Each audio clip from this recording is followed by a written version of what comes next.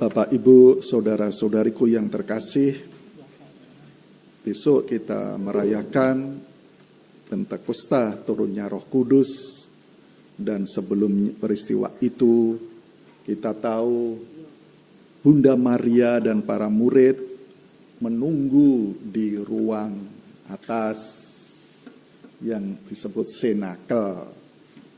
Tadi dalam bacaan dari buku rohani dari Pastor Gobi dikatakan bagaimana Bunda Maria dengan para murid berdoa bersama-sama menunggu turunnya Roh Kudus di ruang atas atau yang kita sebut doa senakel tadi. Jadi para murid dengan Bunda Maria. Kemudian Roh Kudus turun, dan setelah itu tadi juga kita dengar bagaimana para murid, mungkin juga Bunda Maria takut. Disebut tadi yang penakut, pengecut. Setelah itu bersemangat, lidah-lidah api turun dan mereka menjadi saksi-saksi Tuhan Yesus, bahwa Yesus yang Anda semua salibkan, bunuh, bangkit, dan setelah naik ke surga mengirimkan Roh Kudus. Karena berasal dari Allah lewat Tuhan Yesus Kristus, karena Tuhan Allah kudus, Yesus Kristus suci, kudus, maka ya Roh Kudus, Roh suci. Dan itu yang membuat dunia ini, ya tadi kita nyanyikan datanglah Roh Kudus yang mencipta, membaharui, memberi semangat yang dulu pengecut menjadi pemberani, dan memberi inspirasi. Dan dunia ini berubah karena kesaksian para murid dan Bunda Maria ini, dan kemudian mereka ya kemana-mana, meninggalkan tanah airnya, keluarganya, dan hanya memberi kesaksian tentang Yesus. Dan Roh Kudus itu sungguh membuat orang yang tadi sebut bertobat, menjadi yang dulu menjadi penjahat, menjadi orang kudus, yang mencipta lagi, yang busuk menjadi harum lagi, yang mati hidup lagi, singkatnya memberi inspirasi. Itu Roh Kudus. Sampai sekarang Roh Kudus tetap hadir, dan itu maka disebut kita percayakan gereja Katolik yang satu dan kudus. Karena Roh Kudus hadir di gereja. Bukan karena kita, Anda semua suci, kudus, romonya kudus, suci, bukan. Tetapi karena kehadiran Roh Kudus. Yang selalu itu proses, terus menerus hadir. Jadi menjadi kudus, menjadi suci, ya pikiranku, hatiku, dan ada yang menyebut, yang mencipta lagi, Roh Kudus, Roh Pencipta, Parakletos itu penolong. Yang kita kadang-kadang capek, lelah, tetapi Roh Kudus selalu menolong kita, membantu kita. Dan salah satu yang memberi kesaksian setelah menerima turunnya Roh Kudus, lidah api tadi dalam bacaan itu ya. Lidah api turun dan itu mengubah semuanya. Yang baik menjadi lebih baik, menjadi lebih sempurna, terus menerus, supaya hendaknya kamu sempurna seperti Bapakku di surga. Terus menerus, itu proses tidak pernah berhenti. Dan salah satu yang memberi kesaksian ya Yohanes ini, dengan apa? Dengan menulis. Kita nggak bisa membayangkan. Seandainya para penulis Injil, salah satunya Yohanes, murid Yesus itu, kesaksiannya tidak ditulis. Ya kalau akhirnya kita kan lesan, kalau lesan ya kadangkala berbeda dengan sumbernya. Seperti gosip itu loh, lesan, karena nggak ditulis ya. Lama-lama digosok-gosok tambah sip, nggak sesuai. Tapi kalau ditulis dan pakai bahasa, ini sampai sekarang Injil yang bahasa Aram, terus kemudian bahasa Latin, bahasa Yunani. Dulu kita nggak boleh ya membaca pakai bahasa Indonesia. Baru setelah tahun 66 ada bahasa Indonesia. Dulu bahasa Latin. Nah, kita kan nggak tahu apa sabda Tuhan bahasa Latin. Ya hanya mendengarkan tetapi tetap ngantuk, deklak-dekluk, orang ngerti artinya. Tetapi setelah itu ada, ya ini tadi Yohanes mengatakan, semua itu kutulis. Dan kalau kutulis semua tidak dapat memuat semua kitab yang harus ditulis ini. Jadi Yohanes menulis, ada peribahasa bahasa Latin, verba itu kata-kata, volan, kata-kata itu bisa terbang. Tetapi skripta, kitab suci kan skripta tulisan itu manen itu tetap abadi. Ya, maka dulu, sekarang sudah jarang ya orang yang suka nulis buku harian.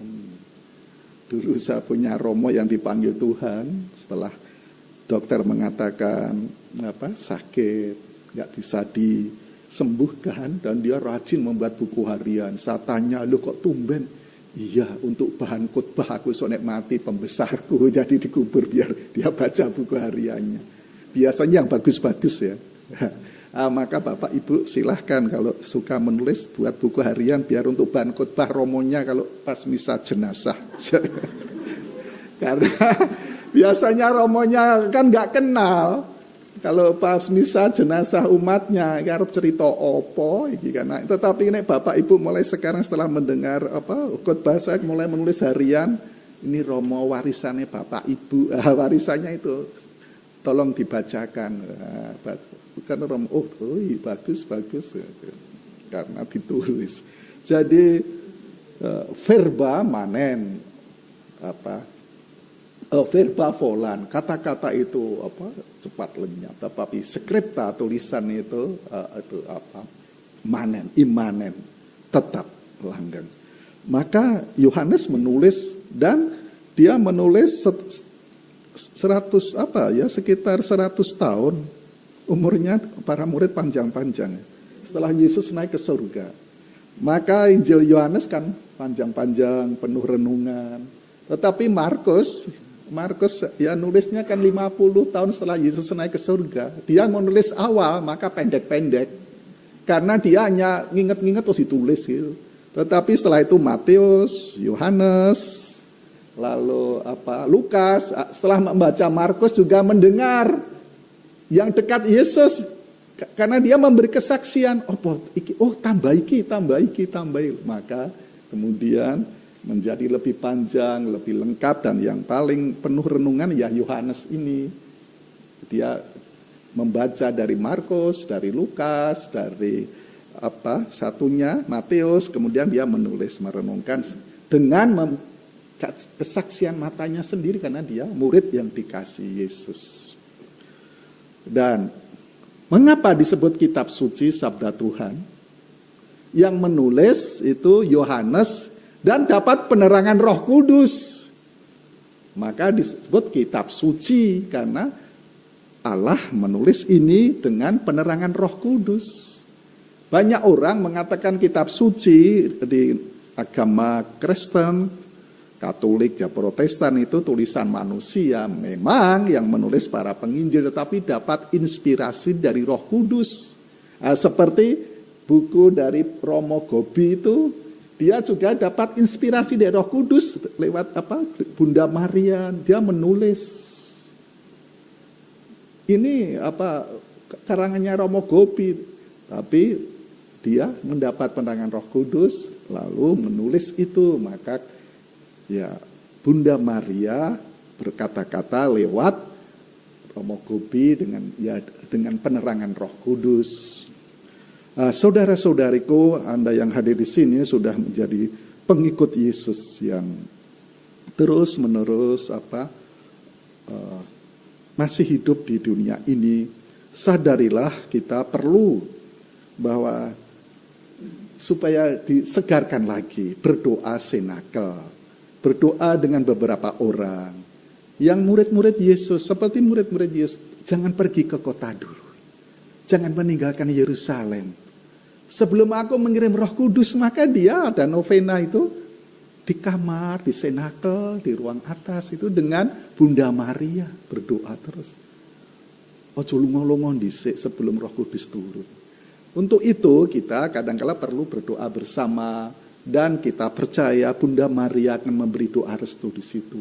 Supaya Roh Kudus hadir di dalam diri kita dan kita diberi keberanian untuk memberi kesaksian gitu. Kesaksian sesuai dengan apa? Kemampuan Anda, bakat Anda, mungkin waktu Anda.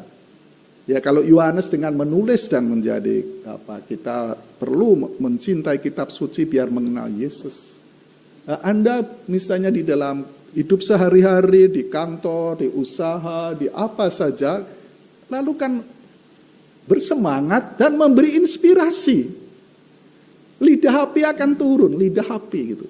Akan turun. Kalau aku seperti Bunda Maria dan para murid berdoa, membuka tangan. Biar api itu memasuki diriku, memasuki pikiranku, hatiku, sehingga aku bisa bersemangat untuk memberi kesaksian tentang Yesus Kristus yang bangkit. Akulah jalan, kebenaran, hidup yang sungguh membahagiakan di mana di mana saja saya bekerja. Sebagai ibu rumah tangga, sebagai apa saja, aku terbuka dan memberi semangat. Sekarang banyak orang masa pandemi ini ya masih letih, lesu, apalagi ditutup masker, orang susah senyum. Aku semangat ya senyum, awali pagi dengan senyum. Kalau mulai senyum nanti lama-lama kan senyum terus. Kalau semakin banyak orang senyum, orang Katolik itu mudah senyum ya masih. Jangan malah umat, saya dulu kaget tuh. Jadi maskernya tapi malah seperti orang senyum terus. Saya pikir kayak umat kok guyu terus. Ternyata maskernya digambari orang senyum itu loh. Raksasa senyum itu. Wah jangan gitu, malah aku takut. Tetapi senyum. Yang lain letih lesu. Bersemangat karena kekuatan dunia lemah. Kita mengandalkan apa? Tetapi Roh Kudus selalu api memberi semangat. Memberi kehangatan. Api itu membakar, menyucikan, menolong para kletos tadi. Terus menerus itu. Asalkan aku tadi saya sebut mencas memberi cas diri, berdoa, apa yang sekarang membuat orang hebat sampai sekarang. Rosario. Berapa tahun? Maaf ya. Tahun 65 ya. Orang diselamatkan hidupnya karena kalung rosario. Enggak dijadikan, kamu komunis ya, karena kalung rosario. Selamatkan meskipun enggak Katolik. Enggak Katolik kalung rosario. Diselamatkan. Berapa banyak orang bawa rosario selamat ya. Bapak, ibu misalnya tidak setia pergi sendiri keluar kota. Kalau bawa rosario, iya bunda gak jadi. Berapa banyak orang. Tapi gak mau terus terang, mesti izin ya itu ya. Karena selalu bawa rosario. Sederhana, hanya rosario itu. Tetapi pengalaman iman mengajarkan dengan rosario ini, hidupku menjadi suci, kudus. Karena diingatkan Bunda Maria dan juga Roh Kudus itu dengan doa rosario itu. Kalau orang susah tidur, coba pegang rosario sambil berdoa. Ibu-ibu itu mudah tidur sampai ngorok karena bawa rosario. Jadi salam Maria. Kalau bapak-bapak kadang-kala Romo saya nggak bisa tidur loh, sebabnya apa? Coba Pak doa rosario. Salam Maria, Bunda Allah, doakanlah kami yang berdosa ini sampai kami mati, amin. Salam Maria, loh Pak kok cepet banget Pak. Orang apal ternyata harus salam Maria, Tuhan sertamu. Oh iya ya Romo, Bapak doa rosario lewat seperti jalan tol rapal. Lalu coba bapak-bapak juga baru rosario ini. Ibu-ibu juga jangan kemana-mana bawa tas, tapi yang di dalamnya isinya apa? Benges itu apa? apa lipstick apa, tapi bawa rosario. Itu jadi itu akan menyelamatkan. Sungguh saya selalu mengatakan, sekarang tidak ya, tetapi dulu sering banyak kecelakaan ya, pesawat jatuh atau apa, orang sampai berhari-hari ini identifikasi jenazah itu. Waduh, repot ya orang Katolik. Kalau pergi jauh-jauh, kalunglah rosario. Seandainya orang yang lain hancur, nggak ketahui identitasnya. Kalau orang kalung rosario, oh ini mesti wong Katolik gitu toh. Kalau orang rosario, oh ini mesti wong Katolik gitu toh. Tetapi banyak orang yang melupakan itu. Nah, jadi mudah untuk memberitahukan, memberi kesaksian kepada dunia. Oh, ini muridnya Gusti Yesus itu putra-putrinya Bunda Maria kalau bawa rosario. Bagus itu. Ini yang supaya kita selalu diingatkan bahwa Bunda Maria selalu juga menyertai kita dengan doa, supaya Roh Kudus senantiasa terus turun-temurun menyertai, sehingga kita selalu bersemangat, hangat. Dunia ya mungkin banyak alasan kita bisa merasa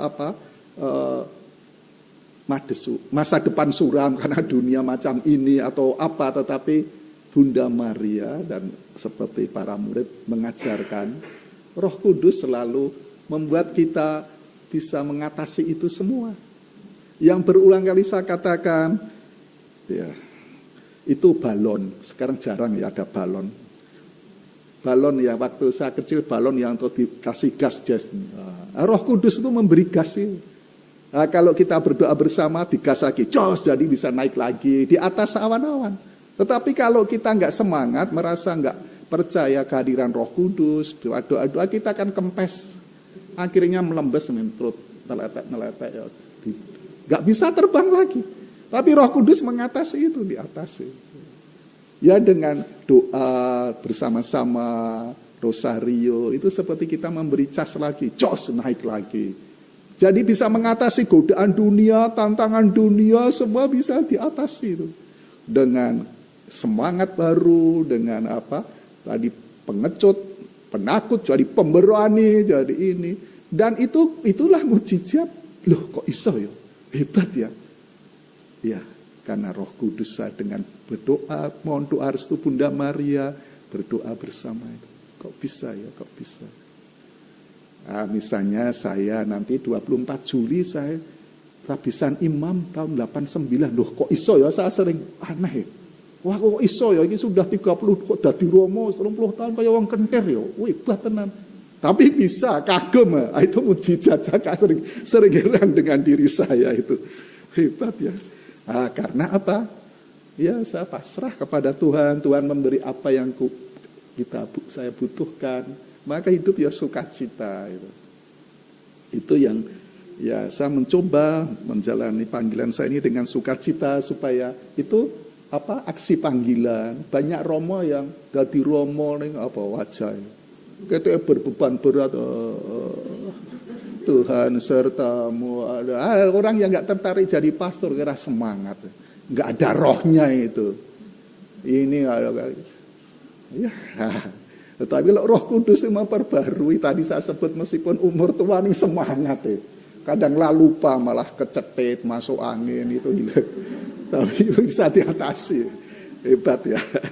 Ya ini saudara-saudariku, Anda sebenarnya saya minta memberi kesaksian, tapi waktu tidak mencukupi, apalagi sudah siang, waktunya makan siang. Jadi pasti Roh Kudus itu selalu memperbarui asal kita menyadari Roh Kudus hadir. Dan aku supaya hadir ya berdoa bersama Bunda Maria di senakel itu, saya tadi bagus ya. Ada doa. Senakel itu artinya ruang atas, berdoa bersama Bunda Maria, menunggu turunnya Roh Kudus. Dan sekarang sudah hadir, dan itu kalau hadir lagi kita bersemangat lagi. Tidak seperti sekarang orang ada masalah masuk kamar loh, tapi di sana apa? Diam, ini nggak mau berdoa, diam. Itu tanda-tanda mau apa? Salah satu tahap mau gila. Jadi kalau Bapak Ibu ada masalah, ada apa, masuk ke kamar, langsung mengunci diri, disanya diam, terus senyum-senyum sendiri, terus gak keluar, gak mau berjumpa dengan istri, suami, anak-anak, terus gak mandi, gak ini, keluar kan seperti wewe. Nah, itu maka ya kita masuk ke kamar tapi berdoa dan mengajak murid-murid Tuhan. Dengan demikian yang kita tunggu sudah hadir dan akan menyadari kita harus bersemangat lagi. Banyak tantangan, godaan, tetapi Roh Kudus mengatasi itu, di atas itu. Kalau kita kurang bantuan Roh Kudus ya nanti kita mudah kena godaan, tantangan. Tapi kalau kita bisa mengatasi. Karena usaha kita dan bantuan Roh Kudus yang sudah hadir, terutama doa restu Bunda Maria. Dan saya terima kasih diingatkan lagi gerakan Imam Maria ini, banyak umat mendoakan para imam. Ya. Doakanlah para imam supaya ya bersemangat melayani. Terutama imam muda. Imam muda kan masih muda, ganteng. Banyak umat, Romo ini ganteng, cakep kok dadi Romo. Ya. Anda kalau berdoa kan begitu toh. Tuhan anakku 5, misalnya ya cowok kabeh, panggillah Tuhan itu jadi imam sing nakal goblok dadi Romo gitu. Tapi yang pinter, yang hebat kan nggak boleh dadi Romo. Oh kalau ada Romo muda ya, iman ya dadi Romo, ya pinter-pinter ganteng-ganteng dadi Romo. Kok ora sing goblok umbelen ya gitu. Itu yang mudah-mudah kita doakan. Kalau sudah umur begini ya paling laris kalau apa? Pas pengakuan dosa saja. Nanti sore saya memberi pengakuan di AKY tiap Sabtu. Pasti laris. Waduh akeh banget mesti opo. Oh mergo paling tua. Sebabnya apa? Wis ora krungu. Jadi banyak. Oh gitu mesti dikasih. Ya, tapi ya nggak apa-apa. Wah Romo paling laris ya pengakuan dosa. Iya karena saya dianggap sudah tuli. Maka ya terima kasih mendoakan para Romo. Dan terutama ya saya terima kasih sudah hampir berapa ya 33 tahun jadi imam. Tapi saya nggak sadar didoakan para umat. Sehingga saya tetap sukacita. Sehingga waktu 33 tahun ini nggak terasa. Gembira, senang, dan seperti Mazmur kalau sukacita gembira karena Roh Kudus itu umur panjang dan waktu terasa cepat berlalu. Terima kasih itu semoga para imam dengan doa-doa Anda lewat gerakan Imam Maria ini supaya bisa badan sehat dan bisa melayani, memuliakan Tuhan dengan Anda semua. Amin.